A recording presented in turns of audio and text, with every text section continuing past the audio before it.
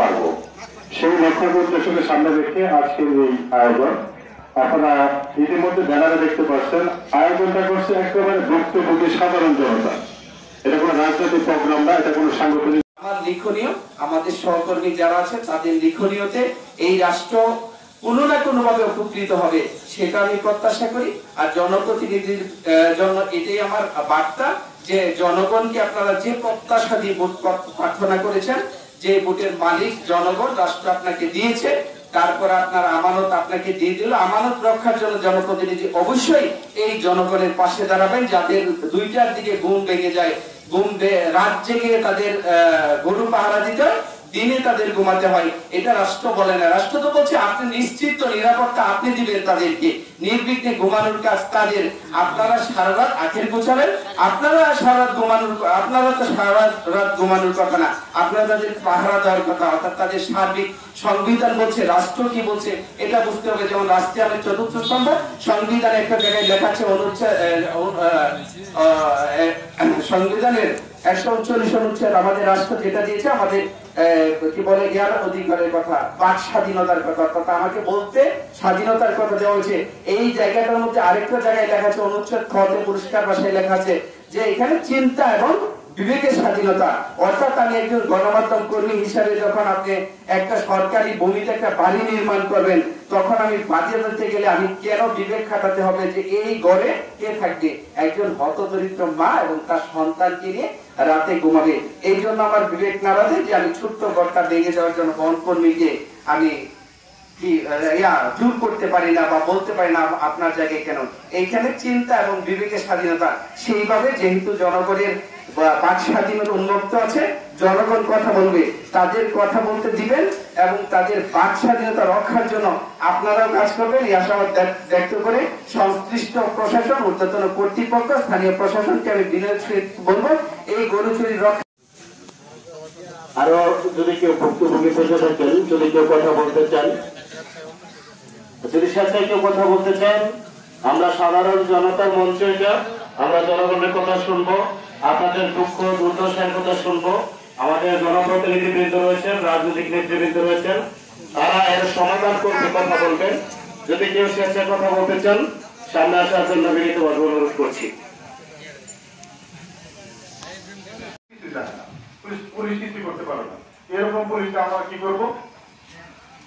এইরকম যে নানান বিষয়গুলো আমরা মানে কষ্ট কাকে করবো, উত্তর কাকে 3 রাত পরে বলে চুরি হইতেছে, তাহলে পুলিশ কি রাস্তায় থাকে না? আমরা যখন রাস্তায় বের হই কোনো কাজে, যখন রাস্তা দেরি হয় আসতে পারিতে, তখন পুলিশ কিভাবে আমাদেরকে ধরে, আমাদেরকে ধরে কিভাবে আমাকে হ্যারাসমেন্ট করে? ওই সময় তো তারা আমাকে ছাড় দেয় না। তাই চোরগুলি কেমনে যায়? চোরগুলি তো রাস্তা দিয়ে যায় না, আকাশ দিয়ে উড়ে যায়, আকাশ দিয়ে তো উড়ে যেতে পারে না। আর হইতেছে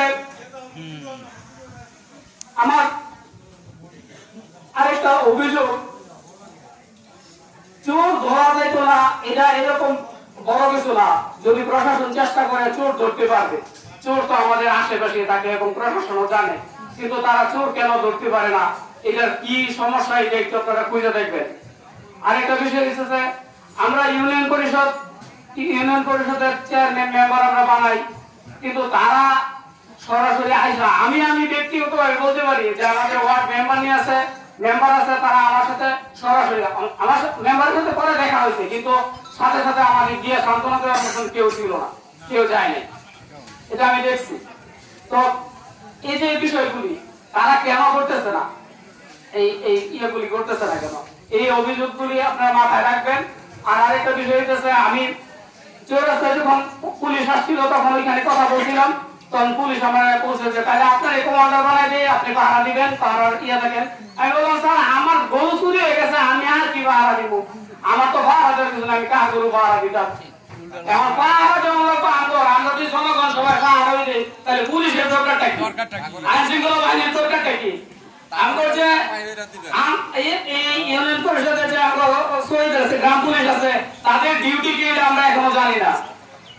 আমরা এর আগে দেখছিলাম হচ্ছে কমিউনিটি গ্রুপ পুলিশ তৈরি করছে, নাকি যে একটা পুলিশ তৈরি করছে, তারা গেঞ্জি করে বলে ট্রাক বলে বলে মিটিং এ যাইতো। তাদের কি কাজ এটাও আমরা জানি না, তাদের কি ডিউটি এটা আমরা জানি না। এরা কি তারা কি সুড়ন করে লেগে যায় না কি লেগে যায়, তাদের কোনো কার্যক্রম আজকে পর্যন্ত আমরা দেখছি না। তাহলে আমরা যদি জনগণ যদি এলাকার মধ্যে পাহারা দিয়ে গরু রাখতে আমগো, তাহলে তো আমরা বড় দরকার নেই, পুলিশের দরকার নেই, আর্থিক দরকার নেই। তাহলে আমরা কি করবো এটা নিয়ে আমরা একটু চিন্তা করার আপনারা।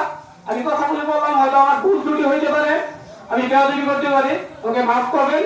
এ বলে আমার কথা শেষ করছি। আসসালামু আলাইকুম। আমি প্রথমে একটা দাম দিবা শিখেছি 25,000 টাকা। পরে এটা লালন পালন করছি, লালন পালন করার পরে এটা বড় হয়েছে, পরে এটা ডাকতে পরে এটা দেয়া আছে। পরে 1 বছর পরে একটা হাড় বাছুর হয়েছে, বাছুরটা ওনার কথা কথা না ওখানে দুধ খায়।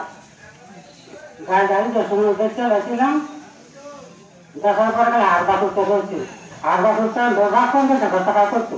পরে দেখি না মানিয়ে করলো আর 5 মাস টাইম যাবে এটা বেঁচে লাগবে। আমার এখন তো পুরো লইয়া গেছে টাকা। আমার এই যে সম্বল আছি যারা আমরা পুরো মাইয়া, যারা আমরা কিভাবে আয় করবো, আয় কিভাবে করবো, এই লাইনটা আমার নাই। ওটার গরু তখন পাইলে আমরা আয় করবো, সেই লাইনটা আমার নাই। সকালবেলায় আমি কাজ করি, আমি বছরের 2-1টা গরু পালি, এটার মাধ্যমে আমার আয় হয় সন্তান। তো ইদানিং গরু শুরু বেশি খাওয়ার কারণে আমার বলাবো আমার বাচ্চারা আমি আমার পরিবারের দুজনে পরামর্শ করছি কিভাবে আমরা আমাদের গরুটি রক্ষণ করতে পারি, গরুটি আবাদত করতে পারি। এরকম একটা পরামর্শ করে নিয়ে আমার পরিবারের একজন তুমি সবার থাকবো, আমি সবার থাকবো। এইভাবে থেকে আমরা কাজ করতেছি। আমার ঘরের বারিন্দার মাঝে একটা চেয়ার কাটে নিয়েছি, ওই আমার পরিবারে সন্ধ্যা রাতে আমি যেহেতু কৃষিকাজ করে আমি সারাদিন পরিশ্রম করি, আমার পরিবার আমরা সন্ধ্যা রাতে ঘুমাই দেবেন না, এখন আমার পরিবার আমরা ঘুমাই দেবেন না। বাকি 1-1.5টার দিকে আমরা সাদা থাকবে। 100 পরিবার থাকে, 100 পরিবার যদি ভাগ করে নেন, তাহলে প্রতিদিন যদি 5 জন করে পাহারা দেন, তাহলে সবাই ঘুমাইতে পারবেন। আপনারা পাহারার ব্যবস্থা করেন। আমি মেম্বার হিসাবে এবং আমার গ্রাম পুলিশ সহ পুরা এলাকা আমি সারা রাত্র টহল দেব। আপনি এখানে আজকে যারা আছেন, সাংবাদিক ভাইদের দৃষ্টি আকর্ষণ করে বলতে চাই, আজকে যেই মত বিনিময় সভাটির আয়োজন করা হয়েছে, এটা শ্রীপুর থানার ওসি সাহেবের সাথে সমন্বয় করে উনি ডেট দিয়েছেন, উনি সরাসরি আজকে উপস্থিত থাকবেন আজকে 3টা বাজে। ওনার ডেট অনুযায়ী আজকে আয়োজনটা করা হয়েছে। আজকে তাদের পক্ষ থেকে কোনো প্রশাসনের লোক এখানে উপস্থিত নাই। এতে কি বোঝা যায়, এটা আপনারা তুলে ধরবেন। আরেকটা বিষয় হলো, এই গরু চুরির বিষয়টা আজকে নতুন না, আজকে 2টি বছর যাবৎ আমাদের এই পটকা বাওয়ানি পুলিশ কিছুই করতে পারবে না। এরকম পুলিশটা আমরা কি করবো? এইরকম যে নানান বিষয়গুলো আমরা মানে কষ্ট কাকে করবো, উত্তর কার কাছে। বড় ভাই গরু তো 4টা নিয়ে গেছে, আমার ফুফাতো ভাই গরু নিয়ে গেল, যে ফজলু আমার যারা তো ভাই মমতার গরু নিয়ে গেল 3টা। চেষ্টা করেছি, আমরা চেষ্টা করি। তো ইদানিং এই এলাকা শান্ত। আমাদের কথা বলি, বাউনি, পটকা, হাটগাছালা, শিলপাড়া, কর্ণপুর, এই এলাকার লোকজন হলো শান্তিপ্রিয় লোকজন। প্রয়োজনে উপজেলায় গেলাম, আমরা থানায় গেলাম, কিন্তু গরু যদি আয় যদি আবার গরু নিয়ে যায়, গরু কি কেউ ফেরত দিল? প্রশাসন দিত না, কোনো স্যারের নম্বর দিত না। এলাকার যারা গণ্যমান্য আছে তারা